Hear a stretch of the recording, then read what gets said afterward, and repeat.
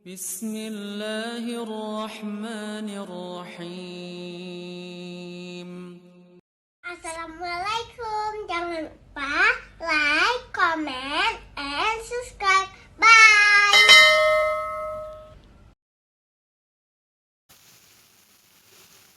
Bismillahirrahmanirrahim. Assalamualaikum warahmatullahi wabarakatuh. Alhamdulillahi rabbil alamin. Wassalatu wassalamu ala asyrafil anbiya'i wal mursalin wa ala alihi wa ashabihi ajma'in. Raditu billahi rabba wa bil islami dina wa bi Muhammadin nabiyya wa rasula.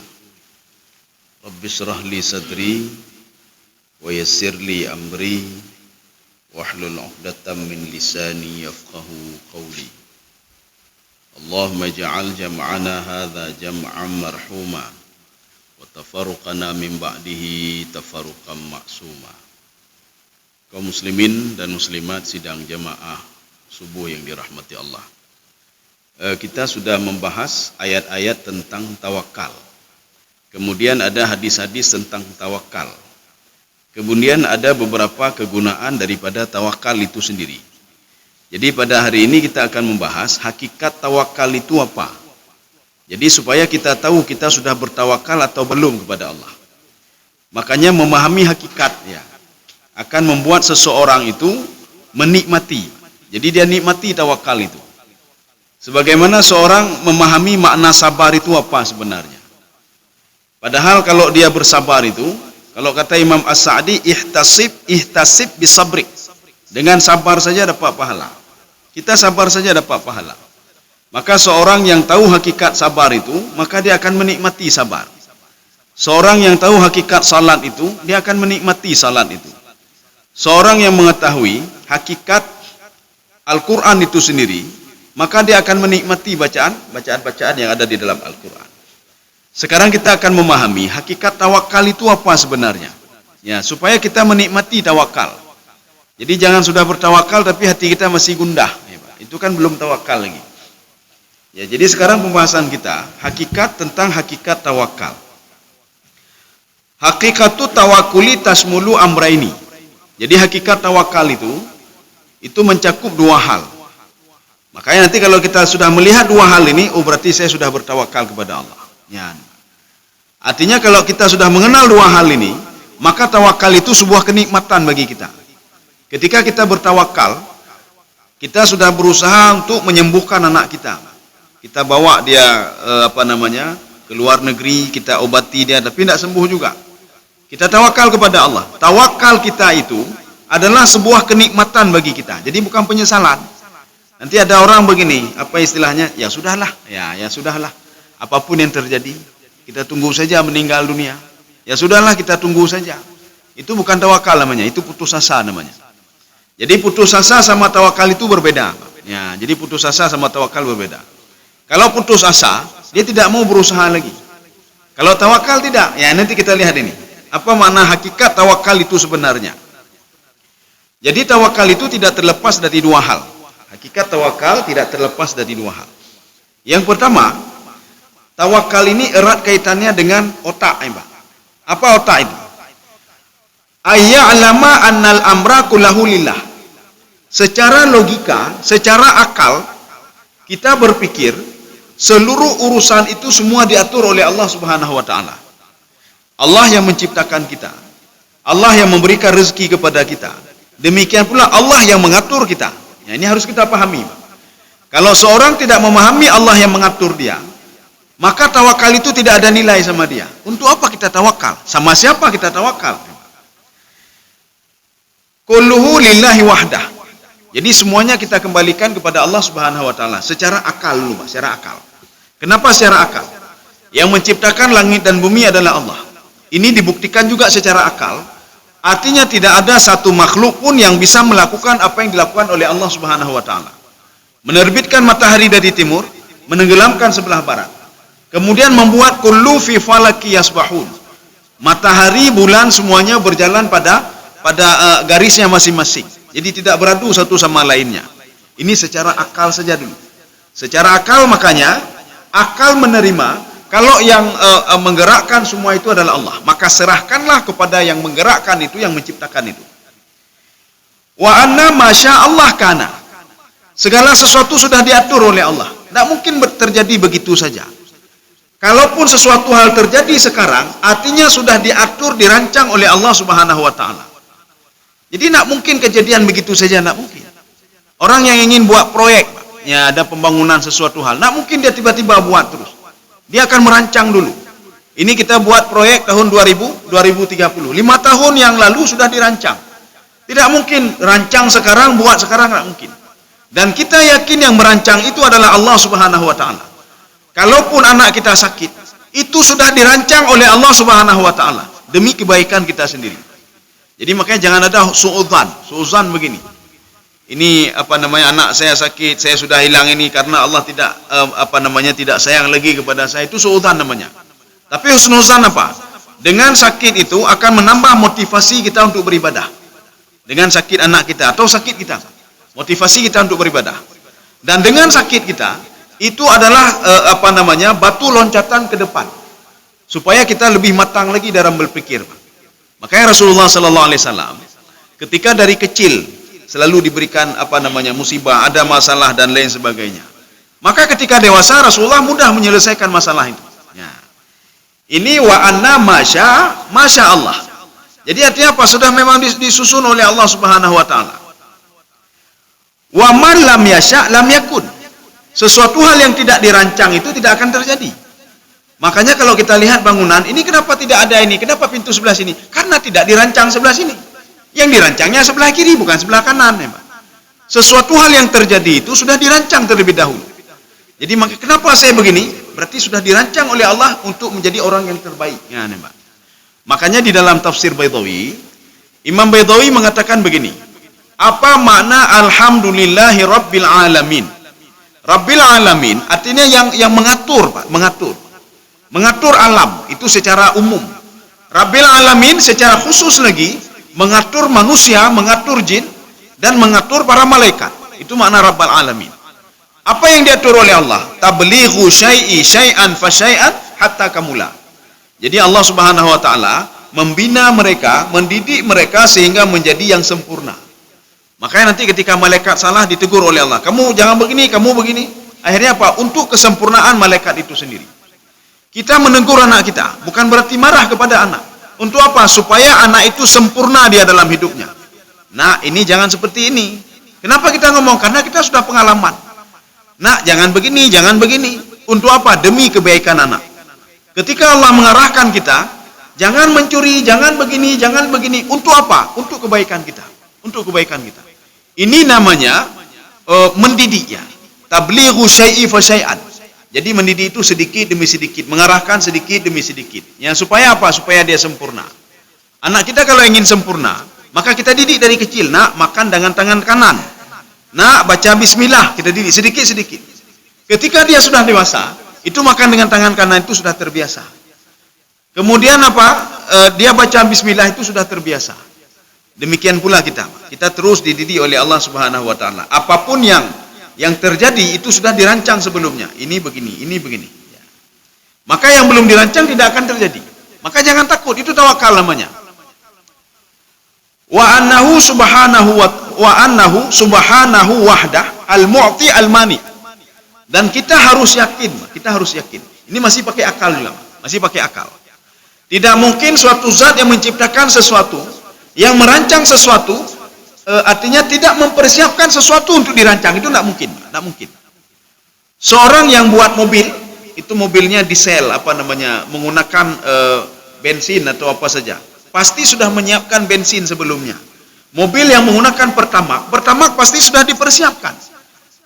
Mobil menggunakan listrik sudah diperkirakan oleh orang yang menciptakannya. Ini kalau listrik nanti bagaimana caranya? Sudah dipersiapkan. Maka dibuatlah mobil listrik. Ya. Jadi bukan diciptakan manusia begitu saja, tidak. Ya, Pak. Kalau ada masalah berarti ada problem, ada jalan keluar. Kalau mobil ini rusak, tenang saja, ada onderdilnya, sudah dipersiapkan. Ya, sudah dipersiapkan jauh hari sebelumnya. Al-mu'ti al-mani. Dengan demikian secara akal, akan membawa kita. Ini pemberi rezeki itu pasti yang menciptakan kita, tidak mungkin yang lain. Ya, pasti kita yang menciptakan kita. Yang memberi rezeki kepada kita pasti yang merancang kita, Pak. Yang merancang kita pasti memberikan rezeki. Yang merancang bangunan ini pasti orang-orang bangunan ini dirancang oleh orang-orang sebelumnya. Pasti sudah dia persiapkan dan dia pikirkan apa yang akan terjadi nanti. Ya. Makanya yang memberikan material itu juga mereka, yang merancang juga mereka. Ya, bukan dibiarkan begitu saja. Almani itu yang melarang juga. Oh ini jangan dulu ini. Ya, jangan dulu. Oh ini jangan dulu. Makanya ketika rezeki kita tertahan, yakinlah kita yang menahan itu adalah yang merancang kita, yaitu Allah Subhanahu wa taala. Maka kalau kita tidak terpikir ke situ, kita akan stres, Pak. Stres bagaimana? Tidak ada rezeki hari ini. Ini bagaimana nih? Susah kita, Pak, susah. Padahal sudah dirancang sebelumnya oleh Allah Subhanahu wa taala. Kita dibuat seperti ini supaya apa? Ya, nampak. Kita dibuat seperti ini bagaimana? Kita dibuat begini bagaimana? Jadi sudah terancang sebelumnya oleh Allah Subhanahu wa taala. Kaum muslimin sedang jemaah yang dirahmati Allah. Itu seperti kita seorang yang menciptakan HP dan lain sebagainya. Sudah dirancang 5 tahun ke depan nanti bagaimana? Sudah dirancang, Pak. Nanti 5 tahun ke depan kita buat HP itu begini. Kita buat laptop itu begini. Kita buat transportasi itu begini. Semua sudah dirancang. Tidak mungkin jadi begitu saja. Tidak mungkin ketika bagaimana kita buat sekarang kita buat. Tidak bisa. Harus dipikirkan dulu. Ya. Min ghairi al-iltifat li ghairihi. Ini masih tentang hakikat yang nomor 1, Pak. Hakikat tawakal itu. Dan kita tidak melirik kepada yang lain. Ketika rezeki kita putus, jangan melirik kepada yang lain. Melirik pada yang lain bagaimana? Itu gara-gara si fulan rezeki saya putus. Itu jangan melirik ke yang lain, Pak. Tetapi kita tetap bertawakal kepada Allah. Allah yang merancang itu. Supaya apa? Untuk kita sendiri. Maka salah satu doa Rasulullah untuk Ibnu Abbas, Allahumma faqihu fid din wa 'allimhu ta'wil, ya, ta'wil. Ta'wil itu apa? Ta'wil itu ketika dia menghadapi satu masalah, dia bisa menyelesaikan masalah itu. Bagaimana mungkin kita bisa menyelesaikan sesuatu masalah kalau otak kita tidak matang, Pak? Maka dirancang dulu oleh Allah Subhanahu wa taala. Maka diberikan ujian, diberikan ini, diberikan itu. Supaya apa? Matang cara berpikirnya. Rasulullah sallallahu alaihi wasallam dari kecil sudah bisa menyelesaikan masalah. Ada problem ini, ada problem ini, ada problem ini. Akhirnya apa? Dia selesaikan sendiri masalahnya. Akhirnya ketika dewasa sudah bisa menyelesaikan masalah. Apalagi menghadapi umat yang begitu banyak. Kaum muslimin sedang jemaah yang dirahmati Allah Subhanahu wa taala. Min ghairi al-iltifat li ghairihi fi syai'in min dzalika. Maka kita tidak melihat kepada yang lain ketika rezeki kita sedikit, ketika anak kita tidak sembuh-sembuh, ketika kita ini seperti ini terus-terus, Pak, seperti ini terus. Ya, Pak. Artinya jabatan tidak naik apa-apa tidak ini. Kita seperti ini terus. Ketahuilah itu semua sudah dirancang oleh Allah demi kita sendiri. Jangan melihat kepada yang lain. Ini gara-gara si fulan nih jabatan saya nggak naik-naik. Gara-gara si fulan rezeki saya nggak dapat. Ini gara-gara si fulan anak saya sakit. Itu gara-gara dukun itu anak saya sakit. Dukun tidak ada urusan sebenarnya dengan masalah itu. Dia tidak bisa berbuat apa-apa kecuali dia berinteraksi dengan iblis dan syaitan. Iblis dan syaitan tidak bisa berbuat macam-macam kecuali dengan izin Allah Subhanahu wa taala. Maka bedanya ujian Allah kepada Nabi Ayub alaihissalam itu berbeda ujian Allah terhadap Nabi Adam alaihissalam. Ujian terhadap Nabi Ayub, Allah Subhanahu wa taala melibatkan iblis dengan izin Allah, iblis dan syaitan. Kenapa? Iblis dan syaitan minta izin kepada Allah Subhanahu wa taala. Kemudian cara mintanya itu santun sekali iblis. Cara mintanya santun sehingga dikabulkan permohonannya. Bagaimana cara mintanya? Ini yang kita lupakan ini, Pak. Iblis saja minta sesuatu dikabulkan oleh Allah. Masa kita minta sesuatu nggak dikabulkan? Ada apa sebenarnya? Rupanya kata kunci iblis, fabi'izzatika, dengan kemuliaanmu ya Allah. Ya, dia bawa kemuliaan Allah. Makanya waktu kita berdoa, kita puji-puji Allah dulu. Kalau bagusnya boleh bawa juga seperti iblis bawa tadi.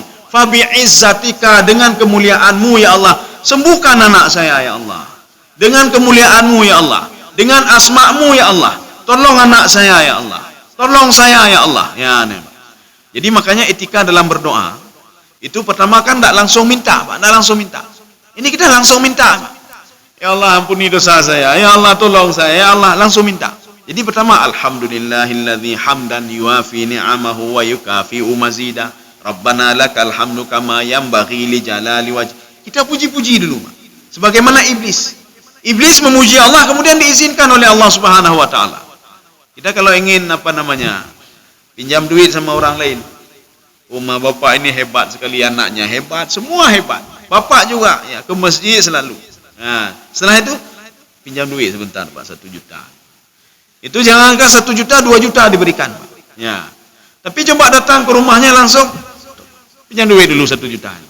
Jangankan tertoribeh aja, pulang saja dulu. Ya, pulang, enggak ada duit nih. Tapi ketika dia puji-puji itu, bapak hebat sekali, mendidik anak luar biasa. Saya salut terhadap bapak, ya, Pak. Anak bapak sudah sekolah di sana. Ada duit, Pak, 1 juta sebentar. Ya, Pak. Itu 2 juta dikasih, Pak. Ya. Jadi etika. Makanya Allah mengizinkan kepada iblis, Pak. Iblis mengatakan apa? Memelas iblis, Pak. Fa bi'izzatika, demi kemuliaanmu ya Allah. Itu Ayub itu dia taat gara-gara tidak diberikan penyakit, ya, Pak. Coba engkau kasih kepada saya hak untuk memberikan penyakit kepada dia. Coba kasih. Pasti goyang dia. Ya, saya izinkan. Diizinkan rupanya oleh Allah. Sehingga apa? Nabi Ayub mengatakan, inni massaniyad durru. Ya Allah, saya diberikan penyakit, ya Allah. Penyakit penajian. Penyakitnya rontok ini, ya, Pak. Rontok kulit-kulitnya ini, daging-dagingnya rontok, ya. Jadi seperti penyakit apa itu? Kusta atau apa itu? Penyakit mengerikan. Sehingga orang kampung menjauhi beliau. Dan beliau diletakkan pada suatu tempat. Harta hilang, semua hilang. Istri-istri sudah lari. Kenapa? Karena melihat suaminya seperti itu. Berapa tahun itu? 17 tahun. Ada sebagian mengatakan 19 tahun, Pak. Seperti itu. Ya. Artinya apa? Kita ingin mengatakan, ujian beliau itu berbeda. Ada urusan iblis di situ. Tetapi ada juga ujian seseorang langsung diuji oleh Allah Subhanahu wa taala. Ya, Pak. Allah menguji Nabi Adam. Menguji Nabi Adam dengan tidak menerima taubatnya. Tidak menerima amal ibadahnya. Puasa ditolak. Sehingga Nabi Adam bertanya, ini ada apa ini? Kok bisa seperti ini? Ya, maka Nabi Adam ketika itu diajarkan oleh Jibril untuk introspeksi diri. Introspeksi diri, kesalahanmu di sini. Ya. Kaum muslimin sedang jemaah yang dirahmati Allah Subhanahu wa taala. Jadi makanya kita tawakal kepada Allah. Kalau dalam kitab ini, wala yaltafit ila ghairihi fi syai'in. Kita tidak menghubung-hubungkan dengan yang lain. Anak saya sakit, nyo tak ke gara-gara doktor ubat telah hijau. Telah hijau ubat. Kalau doktor itu tidak. Saya kalau sama dokter itu sembuh. Sama dokter itu medenten anak pulih-pulih. Nah, ini sudah bermasalah kita. Artinya tawakal kita itu tidak ada. Jadi artinya kita yakin Allah Subhanahu wa taala merancang sesuatu hal itu melalui dokter itu. Membuat kita seperti ini melalui beliau. Kita dapat rezeki melalui beliau. Makanya Rasulullah mengatakan, ketika seseorang memberikan sesuatu kepadamu, berterima kasihlah kepada dia dan yakinlah rezeki itu berasal dari Allah. Artinya apa? Si fulan itu sebagai perantara saja memberikan rezeki kepada kita. Jadi makanya rezeki itu kadang-kadang langsung diberikan oleh Allah. Kadang-kadang melalui alam. Kadang-kadang melalui makhluk yang lain. Kadang-kadang melalui si fulan. Kadang-kadang melalui dokter, ya, dan lain sebagainya. Kaum muslimin sedang jamaah yang dirahmati Allah. Wa katsirun ma yutla ala tawakkal al yaqin. Nah, ini kita masih nomor 1 nih, masih nomor 1 hakikat hakikat tawakal. Dan segala sesuatu hal itu yang dikait-kaitkan dengan tawakal itu yakin. Ya, yakin. Bagaimana yakin? Ini sudah agak mudah lagi bahasanya, Pak. Kalau tadi agak susah, ini sudah mudah. Saya yakin di balik semuanya ini ada pelajaran bagi saya. Dia sudah tawakal itu. Saya yakin suatu saat anak saya akan sembuh. Saya yakin suatu saat anak saya akan dapat petunjuk dari Allah. Saya yakin anak saya lama-lama akan salat dia. Saya yakin istri saya nanti akan seperti ini. Saya yakin suami saya akan seperti ini. Itu tawakal namanya. Yakin itulah tawakal. Tapi sebagian orang tidak yakin, ragu-ragu, Pak. Ragu-ragu dia. Kalau ragu-ragu, berarti dia belum tawakal lagi, Pak. Dia belum tawakal. Makanya nanti ada istilah begini.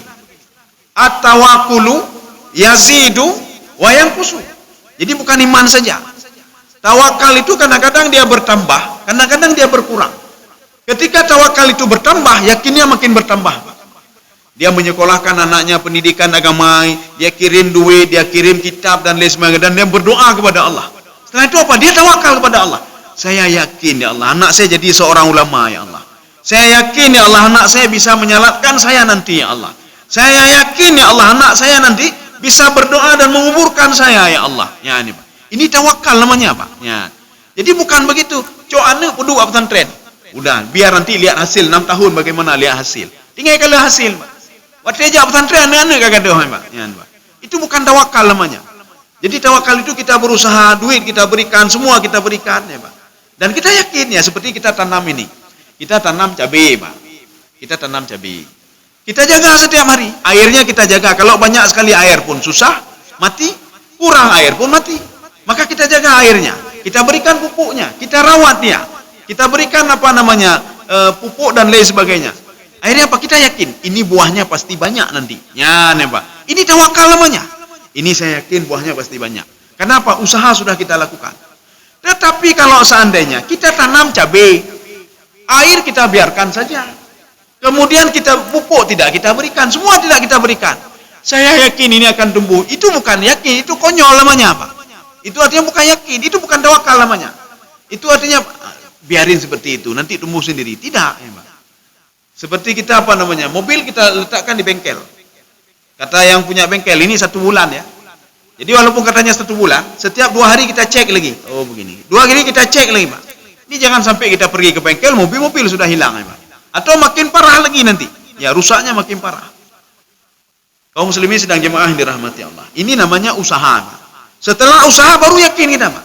Kita sudah berusaha mengobati anak kita. Kita sudah berusaha untuk berdoa. Kita sudah berusaha membawa anak kita entah kemana saja supaya dia sembuh. Kita yakin kepada Allah. Yakin kepada Allah. Mungkin ada hikmah di balik ini ya Allah. Yakin kita itulah tawakal ya Pak. Ya, yakin itulah tawakal. Maka kalau tidak yakin, berarti belum tawakal lagi. Maka seperti nanti ada orang katakan, bapak yakin Pak anak orang pulih, nyunai pegang, anak yakin lu, berarti tawakal dia bermasalah ya Pak. Anak yakin lu, anak yakin. Hei kata mubah kena, berarti dia tidak ini Pak. Tetapi apa? Saya yakin betul. Allah akan memberikan jalan keluar. Ya, Pak. Saya yakin betul. Allah akan memberikan jalan keluar kepada anak saya apakah dapat petunjuk atau tidak dapat petunjuk. Tapi saya yakin betul dia akan dapat petunjuk. Ya, Pak. Ini tawakal namanya. Makanya kata Ibnu Qayyim Al-Jauzi ada kitab beliau, itu kitab tentang tasawuf juga. Apa kata beliau? Cuma sudah diadopsi kemari. Qala Ibnu Qayyim rahimahullah, al-yaqinu qarinu tawakal. Yakin itu adalah bahagian daripada tawakal. Atau bisa kita gambarkan yakin itulah tawakal. Ya, yakin itulah tawakal. Maka seorang kalau kita tanya, anak kita pergi dengan kendaraan entah kemana dia pergi. Bapak yakin dia bisa bawa? Anak yakin lu, berarti belum tawakal ya Pak. Kalau dia mengatakan, lu yakin, lu serahkan Pak Allah, apapun terjadi. Menurut ketabrak api itu sudah diinikan ketentuan. Sudah, karena saya sudah mengajarkan dia sedemikian rupa. Ya, Pak. Ini terserah apapun yang terjadi, saya tawakal pada Allah. Makna yakin di sini adalah tawakal. Maka kalau kita sudah yakin, saya yakin memberikan anak kemari, saya yakin dia akan menjadi seorang ulama.